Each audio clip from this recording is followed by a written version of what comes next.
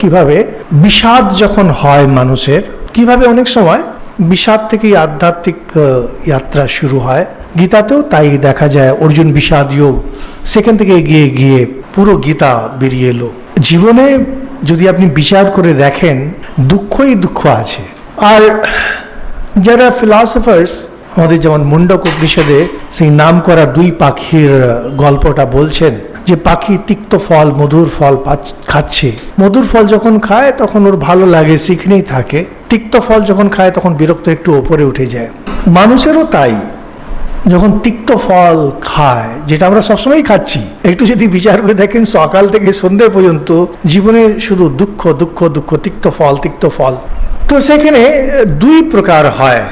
একটা হয় ভাবে যে আচ্ছা ঠিক আছে, এই তিক্তটা এই জন্য এলো কারণ এই দোষ করেছিলাম, আমি এই ভুল করে দিয়েছিলাম, অমুক লোক অমুক দোষ করেছে, এইবার এমন করব যাতে এরকমটি না হয়। বাচ্চা ছেলে যদি ধরা পড়ে যায় স্কুলে দুষ্টুমি করছে, ও কখনো মনে করে না যে আমি দোষ করেছি, মনে করে বোকামো করেছিলাম বলে ধরা পড়ে গেলাম, আগামীবার এমনভাবে করতে হবে যাতে ধরা না পড়ি। কখনো যত দিব্যি খায়, আমরা তো স্কুলে ছিলাম, আমরা নিজেরাই বাচ্চা বয়সে এরকমই ধরা পড়লে কখনো এটা মনে করতাম না যে দোষ হয়েছে আর দুষ্টুমি করব না। স্যারকে বলে যাচ্ছি, স্যার আর ভুলেও না, কিন্তু খালি মাথায় ঘুরছে যে নেক্সট টাইম এমনভাবে করতে হবে যাতে ধরা না পড়ি। আমাদের জীবনে যখন কষ্ট আসে, দুঃখ আসে, ঠিক তাই আমরা ভাবি যে এই দুঃখটা এলো, এরপরে এমনভাবে করতে হবে যাতে এই দুঃখটা না আসে।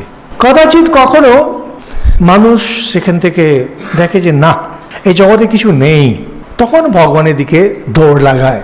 গীতায় যেটা বলছেন, অনিত্যম সুখম লোকম, এই জগৎটা পুরো অনিত্য, এই জগৎ, এখানে সুখ বলে কিছু নেই। এবং প্রাপ্য যস্বমাং, এটাকে জেনে আমার দিকে এসো।